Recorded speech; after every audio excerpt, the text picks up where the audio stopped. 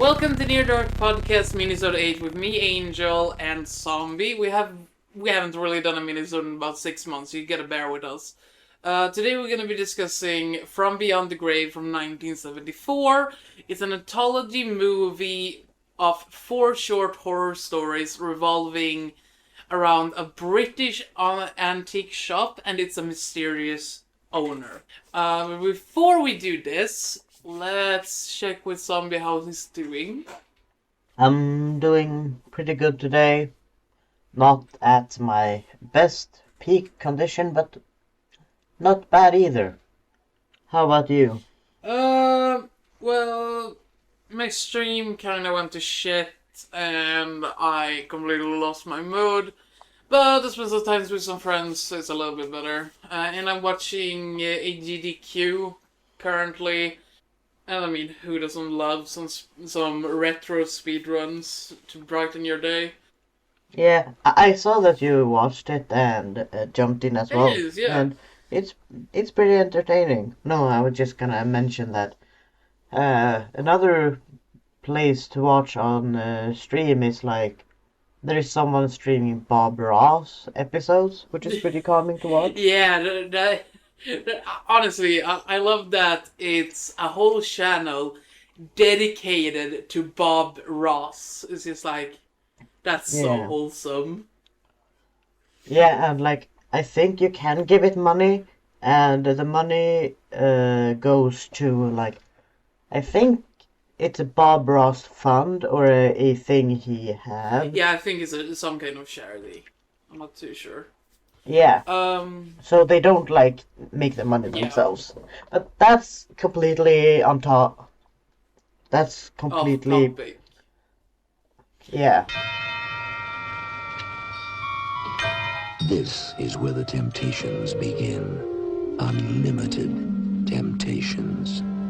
Can I help you at all? I'll tell you what, I'll give you 25 quid to get rid of it. It's a deal. Each concealing a horrendous nightmare that reaches out from the dark world that lies beyond the grave.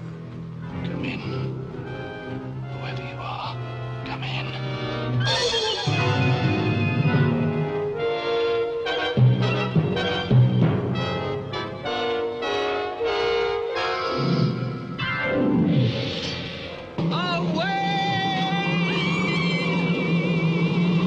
If you are looking for excitement, way beyond the normal. No. If you want to test your nerves beyond endurance, come beyond the mirror on the wall.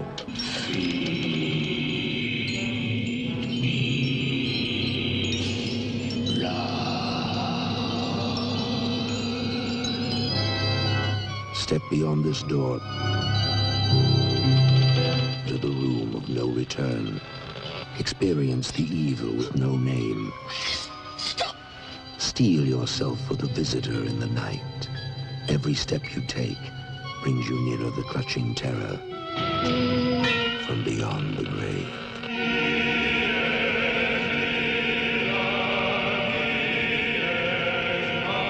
Find me another.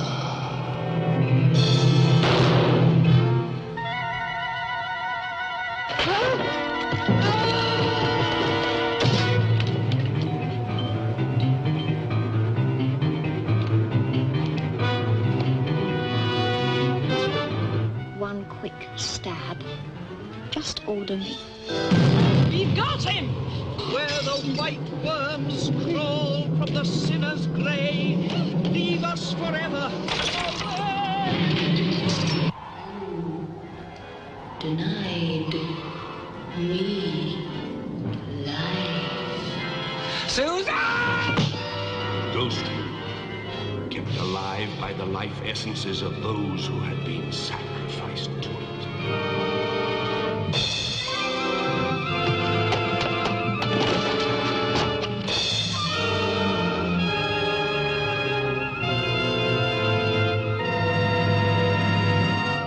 So let's continue. So I already pulled the synopsis because it's still short synopsis and I really didn't think, well, I couldn't really write anything together that would be better than this, because this is plainly like, this is four stories, it revolves of this around this British antique shop, and it has a mysterious owner. So let's just like dive into what we think about it. There's 4 stories. I don't remember the names of each story, so I just call it first, second, third, and fourth. Yeah, I don't really. What I remember, I don't really think they had separate If names. you look at IMDb, they have separate names. No, not IMDb, Wikipedia. Everything about the movie. Yeah, because I don't think. I may be wrong here, but I don't think in the movie that they No. showed the names of the. So, if you only watch the movie, it's understandable why you don't know the Exactly. names. So the first story revolves around this mirror. I must say the kills were anticlimactic, to say the least. Yeah, Like, who the fuck, like, oh, we should have a seance. We should try and talk to whatever is in this mirror and invite spirit. Like, how stupid are you? Like, Jesus Christ. Yeah, like, you just see an old ass mirror, someone makes a comment, oh, it looks like it belongs in a parlor. And that's like, the word parlor is like a trigger, I guess. And suddenly, let's have a seance. And right the second after, sure, personally, that moment sounds extremely scripted. To the point where, like, it's not bad acting, it's just very bad scripting. Oh, yeah. Well, it does have bad acting to it too, but, Yeah, but you we know. gotta give it, like, it's an anthology movie from from 74. It's bound to be Yeah. bad acting. What I do like give credit to this episode, I can call it, or this mini one, is that it might have worked, like maybe possibly as a separate movie, or like a long, if it just had been longer, so that you could pace it out more, actually give time to the kills, or see the spoiler ghost like convince him the first time to do these killings and whatnot. Yeah, honestly, it might have worked better as a movie on about 120 rather than a short story, because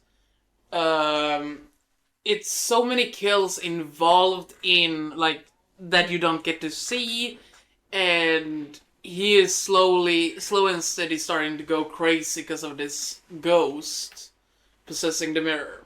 Yeah, and like there are lots of kills, him slowly descending to madness because of this ghost, and like passing of time that Oh yeah. you miss. And it's like it's so rushed, and these 3 elements can't really be rushed in that way and work well.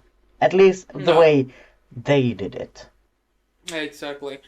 I believe, these stories were actually like actual book stories, I believe. And I think the first story probably was written better as a story than the film adaptation, or well, the short film adaptation it got. If it would have gotten a longer runtime, it probably would have been better, because seeing someone slowly get driven into madness is something you should be allowed to see. You should be allowed to understand that, oh, okay, these things are happening, that's why he's turning mad. Yeah. To make a comparison about someone who goes mad is if we're gonna look at The Shining. I was thought exactly the same. Yeah, like Jack turns mad, but that's better, like it's very much better written, because it even says like, oh, several months later, and he has the reason to why he's going mad, that he is not drinking alcohol, and he is an alcoholic. He is stuck in the middle of nowhere with nothing else than to write his story, talking with his wife and his child, and just interacting with two people for several months on end will eventually drive you mad, no matter who you are. This is so rushed that, like, the mirror tells him, like, oh, you need to feed me, you need to help me get a body. And he's like, snap, oh, okay, I'll do it. That's not how it should be written, because that's not Yeah. how, like, well, okay, he can be really weak-minded, but still, come on. Yeah, and what they could have done to show like the passing of time, possibly, is like if they had a clock they focused on to show the passing of time, and more played with the light in the setting, because it was very centered around this one room. If they could have just play with the light more, so you could see like dusk and suddenly it's dark, and then it's in the middle of the day, Yeah. just to show like the passing of time in that God, I sense, think if possible. I think it's just a hooker he picks up. That does show that, like, oh, okay, Yeah. it's nighttime, but that's about it. Then Night. all we get to see is how he has desecrated his own, like, his own apartment, that there's blood everywhere, and eventually we get to see that, oh, he is hiding a body under the floor planks. Okay, that means he has killed at least 2 people that we get to see, and, well, the third with the neighbor. Yeah. But sis, like, it could have been better. It it does. Yeah, and it doesn't show how many people he killed, and it's like he kills one person and then he complains like how many more, and that could either mean that he is tired and doesn't want to kill more than one person. Logical, but at the same time, how many more makes it sound at the same time like he's been on this tirade and been killing more than just one person. And that is like, it doesn't really work when you don't see the bodies, nor like just an extremely like short compilation of him just hacking random people up. Like it doesn't need to be much. It's just it can work if you just a few seconds of hack, cut, screaming from people and whatnot, just to show that he kills a lot of people. Yeah, like, hacking, like stabbing this person, some blood. Or that he is dumping body parts in a trash bin somewhere. Yeah. And I think the ending of it was very anticlimactic too. How this ghost managed to convince him to just kill himself. But then again, like you say, he is probably tired because he's been killing people, and he was already planning. Yeah, like, I'm not a psychiatrist or anything. It's just like, I do think if you are a sane person, that he seems to be at the start, and you have to kill people, you probably take a really hard tool of it, because, well, killing people is for, a person that it changes you. Also on top of like the fact that he got like tortured if he didn't, made it like either like endure this punishment or kill.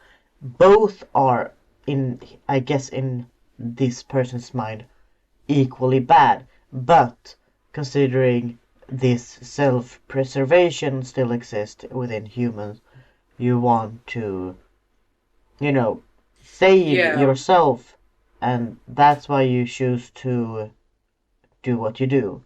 but it is still take a toll, and you can't like get out of it. I don't know why he didn't try to get rid of the mirror.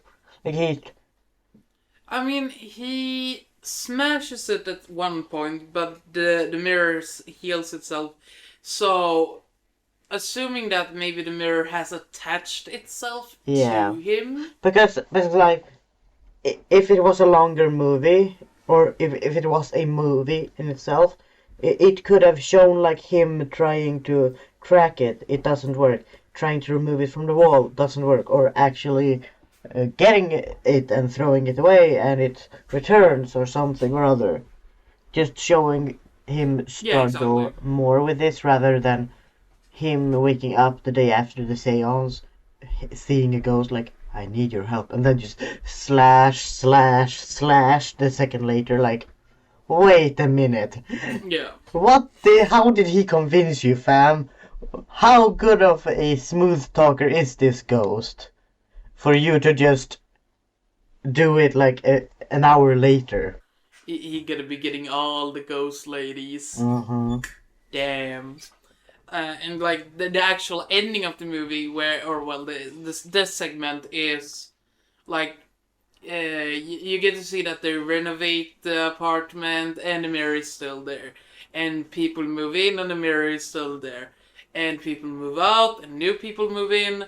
It's like it can't like the mirror can't go with all the decor that everyone is putting up. Especially not the last guy. Yeah, and like especially since the placement of the mirror, where usually you would have like a portrait or something or other, and people will move things to try things out, but people will move around just to try things and see if it works, and that no one moved that mirror. Mm-hmm. Or maybe, possibly, this is not proven. It's been cursed to like a once it's there, no one wants to move it. Yeah, but at the same time, he picks it up from... Yeah, and that's contradicting. Yeah. But yeah, like, I don't know, it's above a fireplace, and some people want a mirror, some people want a portrait, some people want, like, figurines standing above it. Yeah, but none of these people wanted that, apparently. They just wanted that mirror. They just wanted that old-ass mirror that was, like, rusting at the edges. Yeah, it's just like, who in their right minds wouldn't like at least try and get rid of it? Because I know if I move into an apartment and the former person who's lived there leaves something, I will most likely throw it away. If it isn't like something you don't have but need, and it's like nice, but it's not like very likely. That it's usually just standard stuff left behind that you will throw away at one point because you get something better that you'd rather want. But anyways, yeah, should we move on? I think we should. We've talked about this one for a long time now. Yeah, I think it's almost 10 minutes. Yeah. Okay, second story. I don't really know what this man does. I think he picks up some kind of, like, cigarette box or something. From the antique store, he picks up, like, a medal of some sort. That's, like, you have in the military, I would say, or in the army, rather. That, because he lost his own, but from the guy outside of there, he bought shoelaces first, and then he bought, I guess. After that, I think he bought matches or something or other. Yeah, he did buy matches. But what I'm thinking is, he picks up something in the store. He moves the, like the little paper thing with like the price on, he moves that between two things. That's the third story you're thinking of. It is. Oh, Yeah. right, it is. Oh, oops. Anyways, Fam. yeah. Fam, I just want to get through this movie real fast. No, but, Yeah. but yeah, I'm pretty sure, like, if you actually listen to what his wife says, I don't think he actually deserved the medal or anything, so he didn't actually have his own medal, but he wants to buy this medal to seem like he is a war veteran, but he needs to bring a certificate Yeah. saying like, oh yeah, I have been this rank and I have lost my medals. But like how that actually syncs up with the ending of the of the story is beyond me. Like, what I know, he needed the papers, and I think he did get them to show the antique shopkeeper, because I think in like the next segment of the story, he is showing that like that little medal to his quote unquote war buddy. Well, maybe I didn't pay attention, to be honest. Same. But yeah, like, he acts like a fucking 3-year-old when he talks to his wife. But then again, his wife is actually quite literally a bitch towards him. Yeah, like she can say nothing like good to him at all, ever. Everything she gotta say is like derogatory. And according to her husband, all she does is go to bingo and uses his money, and yet she complains about how much he brings home. I guess Yeah. it's because like she's a housewife and she can't get a job because of the Yeah, time. but, like, if it's plays out in the 70s, there were still housewives, not as much as in the 50s, but still, across the world, there was still housewives. Yeah, and like I don't know, I just don't like characters that's like I decide to be a like house person and then complain about how much my spouse brings in. Like then maybe you do some work. Like do part-time, do anything. Just don't go and complain to your like spouse like, "Oh, you only got this much money and your position that you're working is trash." Yada yada yada. Like, bitch, they're working. At the very least, they're doing their damn hardest to bring in some food, and all you do is gotta bitch about it. It's like, come on, you can at least do something. Yeah, other than spend it. Also, that like they make this money, and you spend it all, and then you complain that you don't like get money because of their work. Yes, like logic.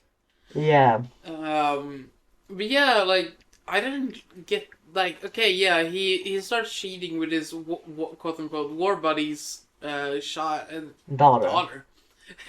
Child sounds so bad. Yeah. And it's like the kid is like, oh yeah, my mom is dead. Whatever. My dad is marrying someone else.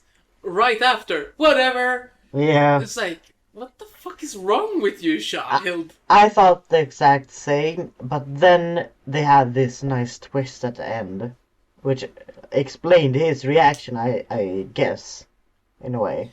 Yeah, it's like we answer children's praise in one way or another. Yeah, I think What the fuck? we always answers we always words. We always answer a child's call one way or another, I think it was. Or Yeah, something like that. Yeah, something or other. So yeah, that was story 2.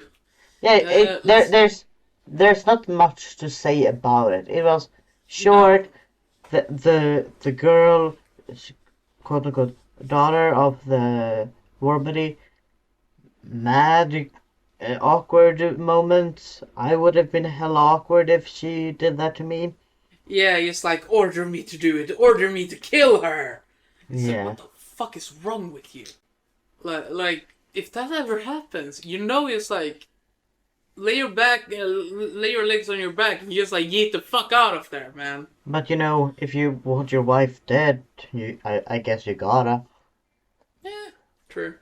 But now we can move on to story 3, where he fiddles with the prices. Yeah, exactly. He fills with some kind of prizes. It's like I don't even know what that is. It's a very small box of some sort. I think it's like a box where you either keep your cigarettes or you keep your tobacco or something or other. Fair enough. Because I think he said like happy smoking after he bought it. That's fair. That wouldn't be too impossible. Yeah, and what he did, he did change the price from like a £4 like box to the box he bought, which was £40, and then no, the box was £5, and the other one was 40, which was the one he bought, and changed the price tags, and then he haggled with the dude to get it for £4. So It's a cheap ass.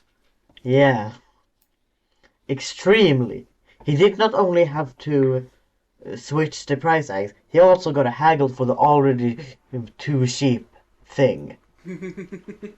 Like, bitch. Well, I gotta say, like, the best part of story 3 is that there's a German Shepherd in the story, and it's so cute. It's a small little baby. The moment I see an animal in a movie we're gonna talk about, I just know you're gonna mention it. Not in a bad way. It's just, you know that Angel's gonna mention this. Like, the moment you see an animal, especially dogs, it's like, that's what Angel's gonna talk about. That's the favorite character. I bet on it. I don't know what you're talking about, man. I'm innocent. You have the right to feel called out. Because I want you to feel called out. Asshole. So anyways, like, going back to this guy, I don't really get like where this demon thing. I think we can call it a demon. It was an elemental, I think. Yeah. Like, I don't really get where that comes into the story. It's very poorly showed where he gets this thing, and like, it's very poorly is shown how it is like affecting or is there. It's like, it basically isn't there at all until his wife starts to get strangled by it, basically. Yeah. Because otherwise than that, it didn't affect his life at all. It didn't even like impact. No, it really You doesn't. say it that way. I'm gonna say that, like, the wife is actually really pretty. Yeah. But Yeah. it's not a lot to talk about it. I really liked the woman that like tells him like, oh yeah, you have something on your shoulder, and it's gonna try and take you over. Like, I liked her. I liked her look and how casual she was about it, especially over the phone call. Like, at the train, she was more like on to him, but in the phone call, it was like, yeah, and he tried to strangle my wife and then just offhandedly, yeah, I did mention it was homicidal. Like, Yeah, like, I really liked that part actually. yeah, that part was fun. Like, so casual. Like, yeah, I did mention it was murderous, but it's whatever. Yeah, exactly. Like, oh, whatever. She's so casual about it. It's her work. She does whatever. Yeah, fair enough. It's like when I call you, I'm like, dude, You get time to chat for a little bit, and you're like, yeah, I do. Yeah. See, I don't think there's too much to say about story 3, really, besides that. I don't think there's much to say about any of these, to be honest. I'm honestly surprised that we got so much out of the first one. I think that's the one we're going to talk about the most. Yeah, but it was also the one that the most things happened in too. Yeah. And the most potential. So the fourth story is about the door. Yep, an ugly door. It's extremely fucking ugly. Like, who the fuck wants a face like that? Like, it's some kind of like in between a human and a lion, I would say. I think it's more of a screaming human, an angry screaming man. With really ugly hair. And that's real hairy. Yeah, like that. This is going like pretty fast into a story, but the dude that planned like I'm gonna have this door, and once it's in use again, I will take someone to my side and keep on living. Like, sure, you made this door for that purpose, but then why make it ugly as fuck? Exactly, like, it's not a lot of people who would want to buy this door if it's that fucking ugly. Sure, Like, come on. he is from way back when, but still, that door must have been ugly back then too. You should have made the door more, not modern, but more Nicer. it should be able to appeal to more people. Oh, yeah. Because, I mean, I think it probably were made in the 1700s, if not 1600s. Or simply, let's just say when people wore white wigs. Like Beethoven or Mozart and those guys. Yeah, and they powdered their face, like, completely fucking white. For some ungodly reason. Yeah. Like, around that time. Yeah. I don't know when that time was, but I think it was before America was founded. Yeah, probably. So it's before the 17 something or 18 something. Okay, so I'm looking at when Beethoven was born. It was in the 1700s. Okay. So, around the 1700s, probably, is where this ghost is supposed to be from. Yeah. And still that story is very ugly. So it was a stupid really plan. And also, have that be your weakness. Yeah, like taking an axe to a door and You're dead.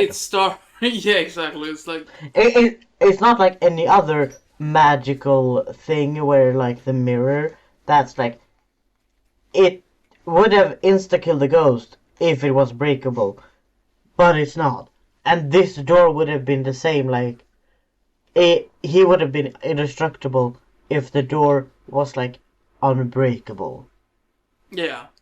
But then again, he doesn't seem too bright. Oh no. Because he only had one victim in his clutches, and then he just turns around to the other victim he's already terrorized and be like, "Come on in and be my second victim, why don't ya? Yeah, it's I like, need it." he fucking invites him. Like, he will come in, he will hang out, like, oh yeah, I will totally be your second victim. Like, what?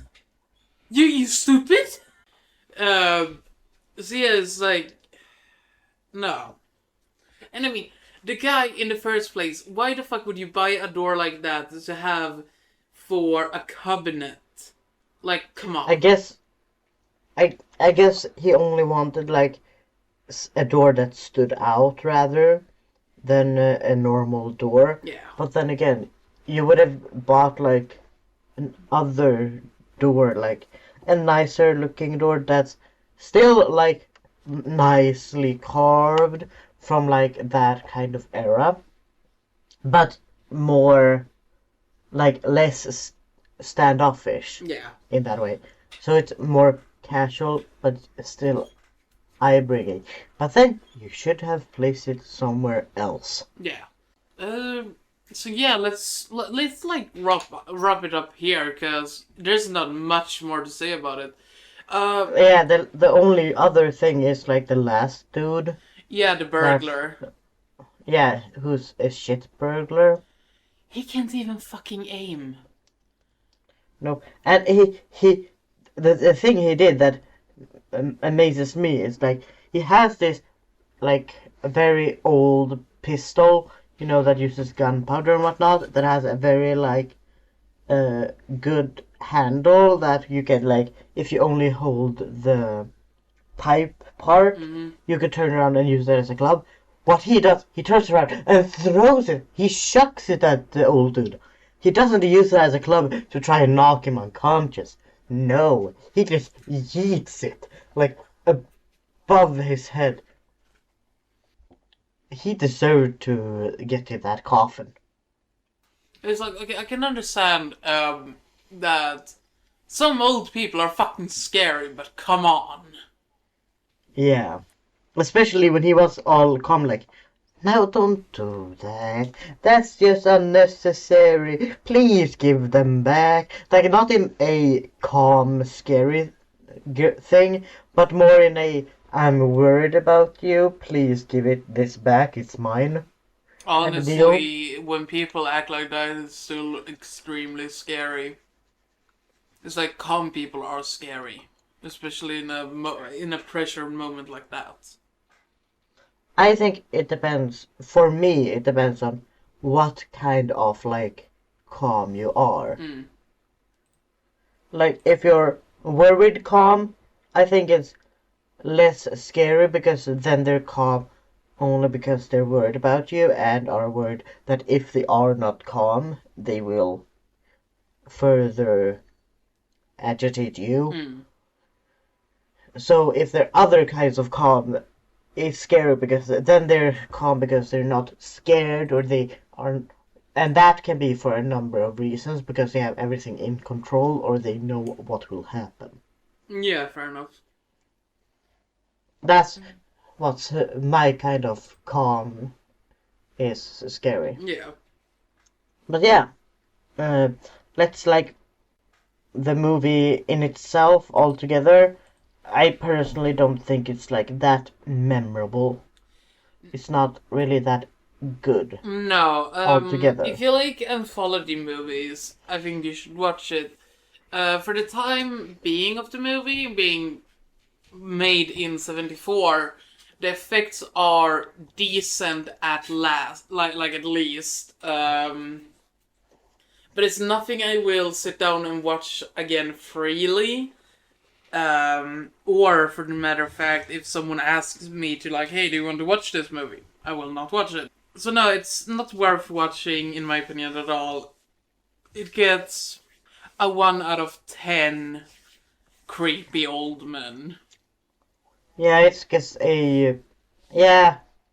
It gets a 1 from me as well. I mean, there's a cute dog in it, so Yeah, but what I also think is a bit like sad about these anthology movies that we've seen so far is that sure they are anthology movies, but I feel like it's a bit sad that you don't take those kind of like movies seriously as you would like any other actual movie, and you don't like give it the production time, or you don't like put that much work to make the stories work and make it like memorable in that kind of way. yeah, it's kind of just like a cash grab, really. Yeah, because like it would be nice to see something that's actually like someone actually put genuine work because they liked it and tried to like make a good anthology movie. Yeah, like if you're gonna watch it, like anthologies such as Creepshow, the series Yeah. is great. They put in time and effort and love into each and every episode, which is great. The first movie was great. The second movie wasn't too great, but still, they put in time and effort rather than this one. Yeah, and they had stories that worked. Indeed, yeah. And yeah, and they had better actors, and it just came like 8 years, like the first Creepshow, 8 years after this movie. It's just a bit because we have watched younger anthology movies and they are not much better. Yeah, if we're Most gonna of look them. at like the Netflix adaptations of anthology movies like XX or Holidays, they aren't much better. But also the difference is that Creepshow, they have a sense moral after each and every episode or each and every movie, rather than this Yeah, one just being. and I also think that what they had, like what others didn't, they had a name. They had Stephen King. That's a Yeah. name that will bring money, Oh whatever yeah. you do. And it and that doesn't like make it like it's not like a name that will bring money no matter what. That way we can like make shit things because it went like that way we can actually spend more time doing this or spend more seriousness into this anthology. Yeah, pretty much. So I have two favorites, and that's the shop owner, because like he's creepy as shit, and I really like him. And I like it too. the woman from the third story. I like the shopkeeper because he's just there, he's just living his life and whatnot, and I like his bow tie. I mean, bow ties are cool. They are awesome. Kudos if I, anyone knows that quote. I know it, and I only know it because of you. Of course. Well, You filthy heathen. you're the heathen. Anyways, I don't really think that I have any other like characters that I like.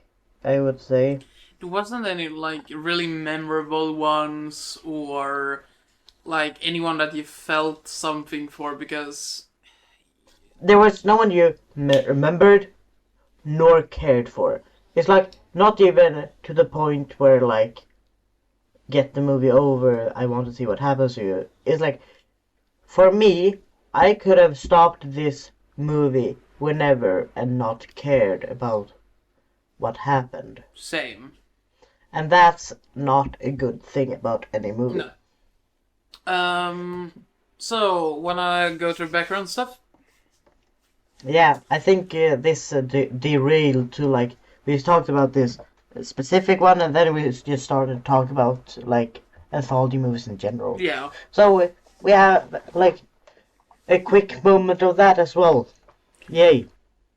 So I didn't put in too much effort into this, but from the second story, the war body and his daughter are actually in real life related. It's Donald Placensis, butchering his name, and his real life daughter Angela, portraying father and daughter in the second segment, which is pretty cool. It's directed by a horror director, Kevin Connor. Never heard about him, to be honest. And produced by Milton Subtosky. Based on stories by R. Chetwynd Hayes. That is R.CHETWYND binding thing Hayes. If anyone wants to look up his stories, and actually read them rather than watching this anthology movie after you have, of course, finished listening to our episode, because you're such an amazing little person. So, yeah, if you made it to here, thanks for listening, as always. There is, I believe we have over 30 episodes that Yeah, you can you're... listen to outside of this. You can find us on Twitter, Facebook, and Instagram under Near Dark Podcast. The videos are strictly on YouTube for now, though, but those are other good ways to reach us. Yeah. So, I hope we will see you in the next episode. Bye-bye. Bye, good people. See you in another episode, or hear you. Whatever. Bye.